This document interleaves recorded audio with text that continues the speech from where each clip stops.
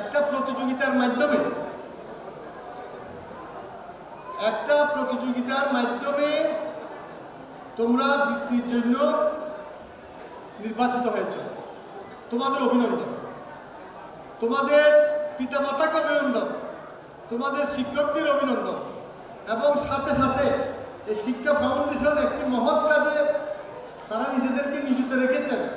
বলা হচ্ছে মানুষের মধ্যে তারাই উত্তম যারা মানুষের কল্যাণ কাজ করে, এবং আল্লাহ পাক কোরআন শরীফে বলেছেন যারা মানুষের জন্য কল্যাণ কাজ করে মানবতার কারণে, কোনো দুনিয়াবি স্বার্থের কারণে নয়, তাদেরকে আল্লাহ পুরস্কৃত করেন। তবে আশা করি এই মহৎজন যারা এই প্রতিযোগিতা 200-র বেশি সার্ভিস ও ফিচারে লেনদেনের সব বিকাশ অ্যাপে সম্ভব। তোমাদের পিছনে তোমাদের জন্য যারা এই সময় দিচ্ছেন, অর্থ ব্যয় করেছেন, তাদেরকে আল্লাহ পুরস্কৃত করবেন অবশ্যই। তোমরা এই যে বৃত্তি পাচ্ছ, এটা তোমাদের জন্য যেমন আনন্দের, তোমাদের পরিবারের জন্য আনন্দের, আমাদের জন্য আনন্দের। আরও একটু আনন্দ যোগ হয়েছে, তোমরা চট্টগ্রাম কলেজের মতো একটা দক্ষিণ পূর্ব এশিয়ার একটি স্বনামধন্য কলেজের অডিটোরিয়ামে বসে এই পুরস্কারটা নেওয়ার সুযোগ পাচ্ছ। সবাইকে তালি দাও। এই কলেজ স্বপ্নের কলেজ। তোমরা এই ছোট্ট বয়সে এখানে অডিটোরিয়ামে বসার সুযোগ পেয়েছ।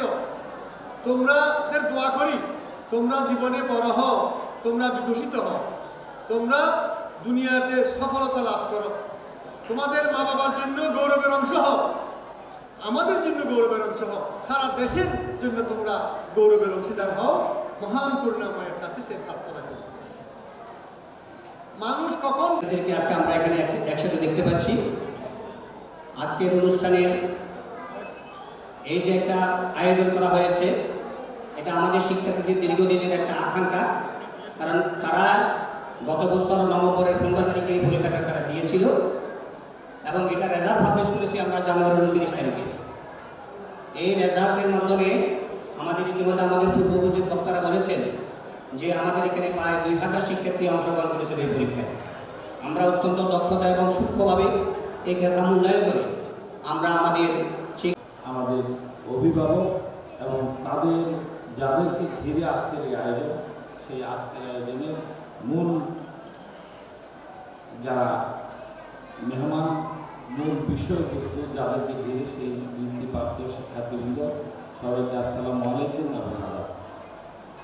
সময়ের স্বল্পতা, সবচেয়ে কষ্টের জিনিস হলো সামনে বসে যে আপনার অডিয়েন্সে যারা আপনার বক্তব্য শোনা, এটি গলৎকরণ করা অত্যন্ত কষ্টকর জিনিস। কারণ ঘুরে ফিরে সব একই কথা আসে সব। তবুও সংক্ষেপে দুটি কথা বলি। আজকে আমরা দেখতে পাচ্ছি আজকে এখানে যারা উপস্থিত রয়েছেন, ওনারা শুধুমাত্র অভিভাবক নন, ওনারা সেরা অভিভাবক। কারণ অভিভাবক তো সবাই থাকে, কিন্তু বৃত্তিপ্রাপ্ত সন্তানের বাবা মা হিসাবে এখানে আসাটা এটা আপনাদের জন্য অত্যন্ত গর্বের এবং আনন্দের বিষয়।